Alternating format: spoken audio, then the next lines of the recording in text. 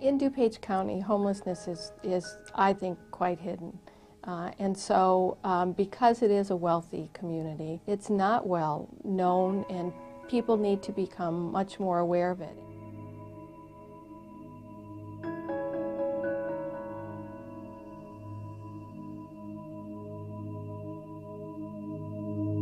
My landlord was going up on the rent, which I could not afford at the time.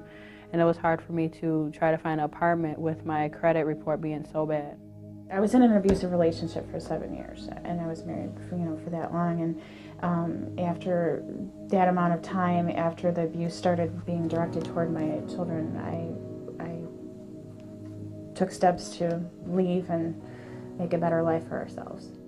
I was with a top retailer that was going through a lot of major economical issues too, so I had to step down from my job. And it took me about 8 to 10 months to find a new job, and in the process of that I got evicted.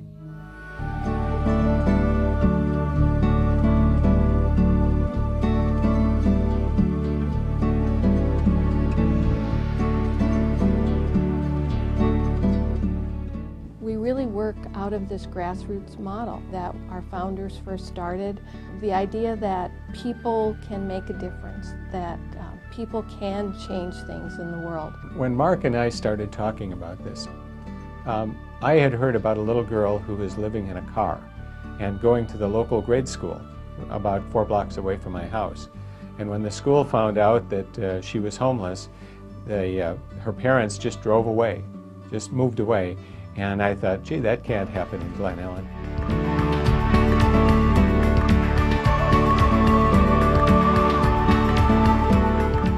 As Mark and I met, we brought our friends together and they sat in my living room and we passed around a legal pad and said, look, we want to rent one apartment to help one family recover from being homeless. We were just 2 volunteers from a church who decided to make that commitment, and we went ahead and did it. Well, Bridge is a lifeline. I mean, Bridge is literally a bridge for a lot of people who just need that extra helping hand, that extra structure, something that's going to raise them up.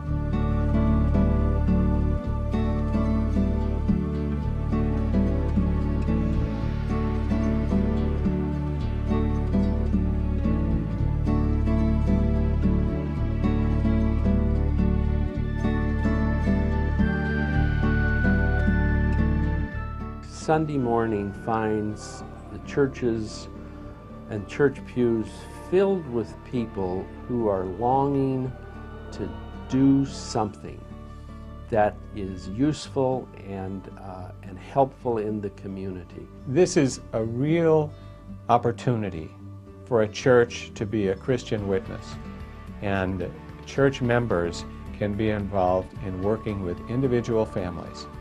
When we decided that we wanted to help families and do that particularly for a long time, we searched around, had our people search around for others who were involved in providing for it. Bridge was one of the groups that we looked at, and upon examining what Bridge offered us and what our relationship with them would be, we felt that Bridge was the best. I was sort of scared, not knowing what was going to happen or what was going to come about, but now my mentors are like a family to me. I have 2 sets of parents right now that, I mean, it's awesome. I can call them whenever I need anything and talk to them about anything, and they've helped me so much to where I am now, where my credit report is basically clean. When we enter this program as mentors, we're wide-eyed and bushy-tailed, and we accept people, and it's hard to have these people accept us. It boils down to 2 things, mainly communication and trust. As problems come up, we discuss solutions. We help them resolve a lot of their problems. Because they're in a financial bind normally, the budgeting, which Jerry is the biggest help with, the budgeting becomes very important. I think Bridge program is wonderful. We're not professionals in what we do. All we can offer is our caring and our support to the families that we help. So what Bridge has actually allowed me to do is to make a major turn in my life. And I think it has deposited a seed in my boys as well, to where as they're developing to young men, being a single mom, that's the part that I can't give them 24 hours a day.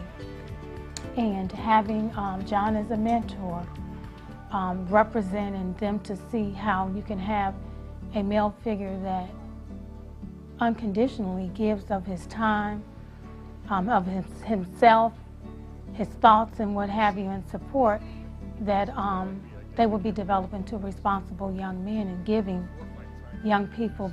Well, being a mentor for the last 4 years, again, has certainly made my life grow.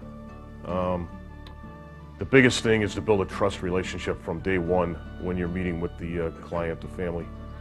You need to have a trust factor in there.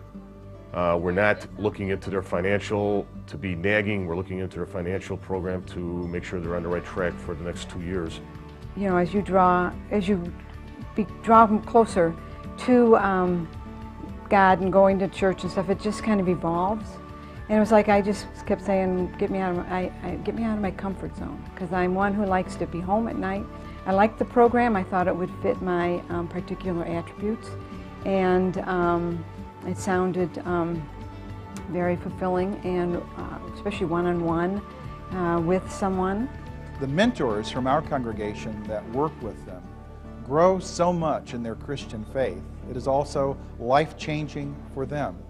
They are becoming better and deeper disciples by being Bridge mentors. I would hope in that sense that other churches could realize that if we all helped one or two families, wow, there'd be an awful lot of families helped and an awful lot of good work done. And I believe that's what Matthew 25 is all about. You fed me when I was hungry, you visited me when I was sick or in prison, you cared for me when I was in transitional housing. And I hope that's what the Lord's going to say to me, and I invite Him to say it to the rest of the communities as well. We ask the churches to do basically three things. We want those churches to form a structure within their church so that this program can have some longevity. We ask the church to bring some financial resources to the table, and we ask, most importantly, that the church bring their people and ideas to the table. There's just incredible things that happen when you put people together who normally wouldn't have the opportunity to be together. You know, either people of different racial backgrounds, ethnic backgrounds, socioeconomic backgrounds. There's truly a richness that happens, and a growth on the part of not just the family, but of the volunteers too.